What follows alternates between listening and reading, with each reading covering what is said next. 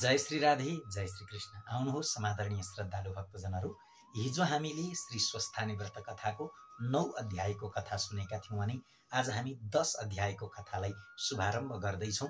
हजुरहरूले हातमा चन्दन अक्षता फूल लिएर तिनै भगवान महादेव र स्वस्थानी माता भगवतीको ध्यान गर्नुहोस्। ओम यम ब्रह्मा वरुणेन्द्र रुद्रमरुतः स्तुन्वन्ति दिव्यैस्तवैर् वेदैः साङ्गपदक्रमोपनिषदैर्गायन्ति यं सामगाः ध्यानावस्थित तद्गतेन मनसा पश्यन्ति यं योगिनो यस्यान्तं न विदुषुरासुरगणा देवाय तस्मै नमः। श्रीमच्चन्दन चर्चितोज्ज्वलवपु शुक्लाम्बरा मल्लिका मालालंकृतकुण्डला प्रविलसन मुक्तावली शोभिता सर्वज्ञान निदान पुस्तकधरा रुद्राक्षमालाकरा वाग्देवी वदनाम्बुजे वसतु मे त्रैलोक्य माता चिरं मूकं करोति वाचालं पंगुं लंघयते गिरिं यत्कृपातमहं वन्दे परमानंद माधवं। नमो भगवते तस्मै व्यासायामित तेजसे यस्य प्रसादात् वक्ष्यामि नारायण कथामिमां। नारायणं नमस्कृत्य नरं चैव नरोत्तमं देवीं सरस्वतीं व्यासं ततो जयमुदीरयेत्। हजुरहरूले हातमा लिनुभएको चन्दन अक्षता फूल श्री स्वस्थानी माताको ग्रन्थमा चढाएर एक चित्त भएर ध्यान दिएर श्री स्वस्थानी व्रत कथाको 10 अध्यायको कथा श्रवण गर्नुहोला। कुमारजी आज्ञा गर्नुहुन्छ, हे अगस्त्य मुनि, राजगृहमा गएर दाहिने कुहुना पतन भयो। राजगृह पीठ राजगृहेश्वरी देवी उल्कामुखी योगिनी हरेश्वर महादेव उत्पन्न भए। शिव शक्ति स्वरूपले रहे। त्यस पुण्य भूमिमा वायु आएर अनेक तरहले मिठा सुगन्धहरूलाई बाही तपस्या गरी ईश्वरी प्रसन्न भएर वरदान ल्याऊ भनेर भनिन्। वायुहरूले संसारमा जति जीवात्मा छन् तिनको प्राण वायु हुन सकौं भनी मागे। ईश्वरीले त्यो पनि तथास्तु भनेर वरदान दिनुभयो। फेरि कोल्हापुरमा गई उदर पतन भयो। कोल्हापुर पीठ महालक्ष्मी देवी नन्दा योगिनी श्मशानेश्वर महादेव उत्पन्न भए। त्यहाँ शिव शक्ति स्वरूपले रहे। त्यस पुण्य भूमिमा गरुड आएर नाना रत्न एवं फलफूल चढाई तपस्या गरे। ईश्वरी प्रसन्न भइन् र वरदान ल्याऊ भनिन्। गरुडले नागहरू मेरा आहार हुन् भनेर मागे। ईश्वरीले त्यो पनि तथास्तु भनी वरदान दिनुभयो। फेरि महापन्थमा गएर माया कुहुनु पतन भयो। महापन्थ पीठ प्रचण्ड चण्डिका देवी रेणुका योगिनी विश्वामित्रेश्वर महादेव उत्पन्न भए। शिव शक्ति स्वरूपले रहे। त्यस पुण्य भूमिमा अप्सराहरू आएर नाच गान सहित तपस्या गरी ईश्वरी प्रसन्न भई वरदान ल्याऊ भनिन्। अप्सराहरूले इन्द्रादि देवताहरूलाई सदैव मोहित पार्न सकौं भनी मागे। ईश्वरीले त्यो पनि तथास्तु भनी वरदान दिनुभयो। फेरि एकापुरमा पुगी दाहिने घुँडा पतन भयो। एकापुर पीठ साधुक्षी देवी शङ्कुपा योगिनी उन्मत्तेश्वर महादेव उत्पन्न भए। शिव शक्ति स्वरूपले रहे। त्यस मोक्ष भूमिमा शिलाहरू आएर तपस्या गरे। ईश्वरी प्रसन्न भई वरदान ल्याऊ भनिन्। शिलाहरूले देवताका अङ्गमा लागौं भनी मागे। ईश्वरीले तथास्तु भनिदिनु भयो। फेरि ओमकारमा गएपछि माथिल्लो ओठ पतन भयो। ओमकार पीठ मातृका देवी पूर्णोदया योगिनी सन्तानेश्वर महादेव उत्पन्न भए। शिव शक्ति स्वरूपले रहे। त्यस सिद्ध भूमिमा कल्पवृक्ष आएर अनेक फलफूल चढाई पूजा र तपस्या गरे। ईश्वरी प्रसन्न भई वरदान ल्याऊ भनिन्। कल्पवृक्षले जहिले जे चितायो सो फलाउन सकौं भनी मागे। ईश्वरीले प्रसन्न भएर तथास्तु भनिदिनु भयो।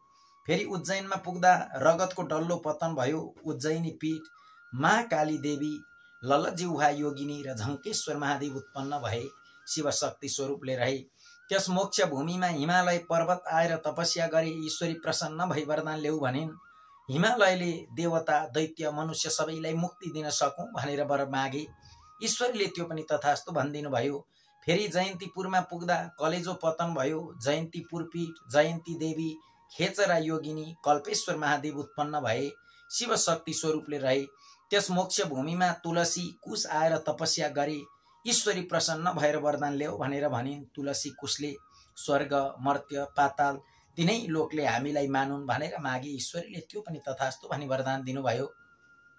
फेरि चरित्रपुरमा पुग्दा दाहिने करङ पतन भयो। चरित्रपुर पीठ सवर्णेश्वरी देवी चित्रवर्णा योगिनी वायव्येश्वर महादेव उत्पन्न भए। शिव शक्ति स्वरूपले रहे। त्यस सिद्ध भूमिमा योगिनी गण आएर तपस्या गरे। ईश्वरी प्रसन्न भएर वरदान ल्याऊ भन्नुभयो।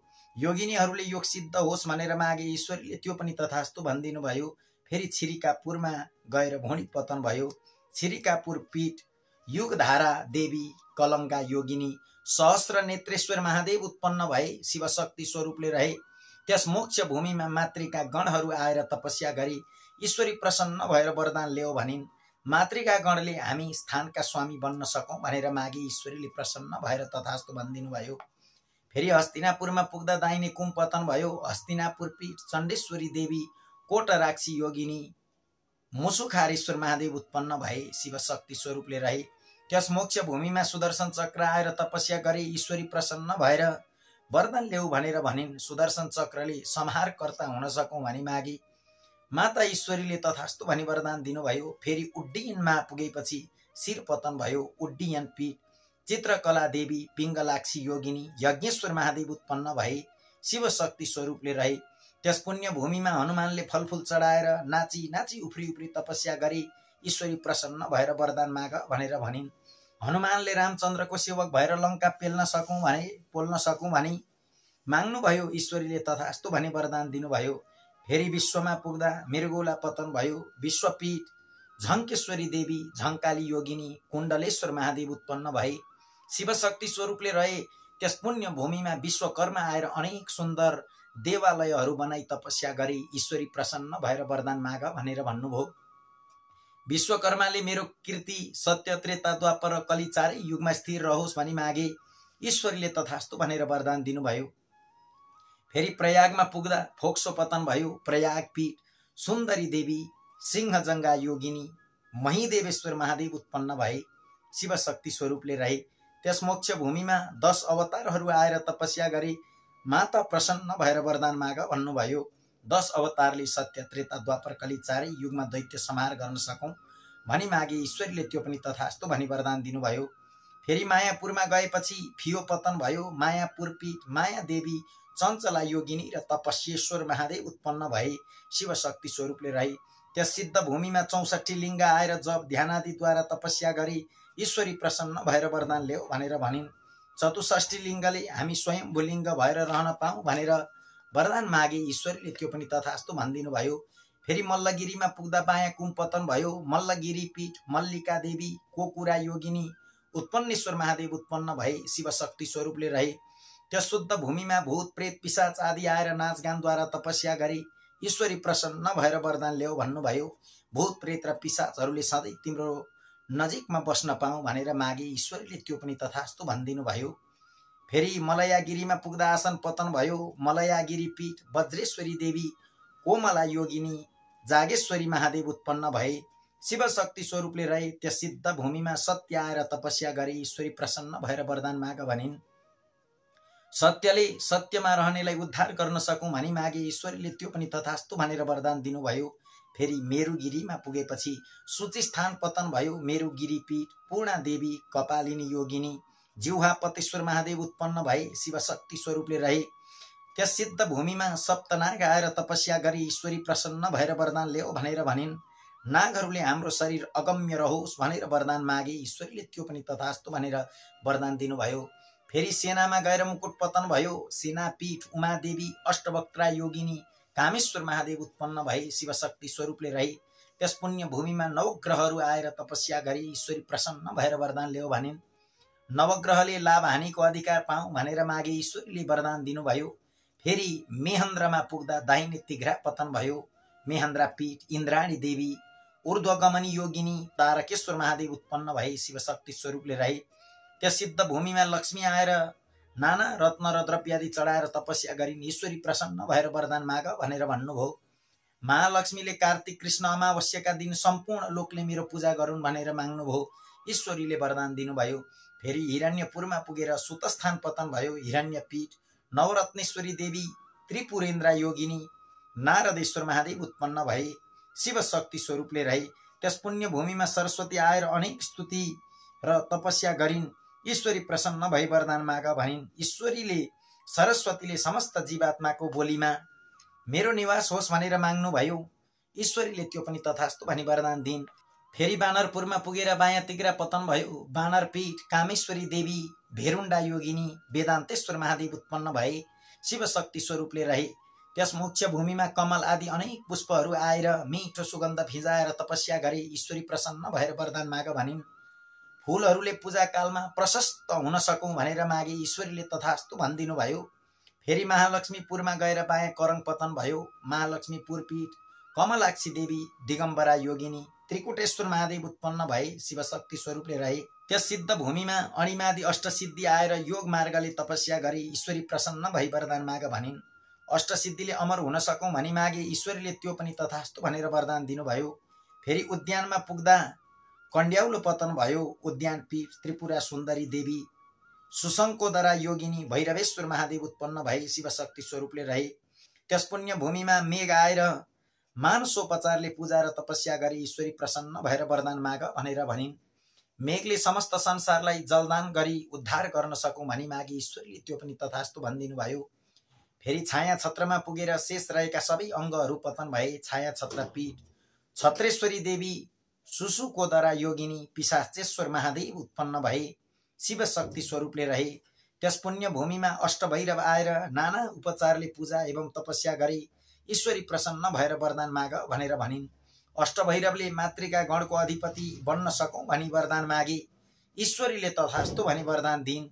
हे अगस्त्य मुनि, यस्तै किसिमले जुन जुन स्थानमा सतीदेवीको अङ्ग पतन भयो त्यहाँ एक एक पीठ र स्वयम्भू लिङ्ग उत्पन्न हुँदै गयो। समस्त पीठको संख्या 7.5 करोड छ। त्यसमध्ये 50 पीठको मात्र दर्शन गरे पनि अवश्य मुक्ति प्राप्त हुन्छ।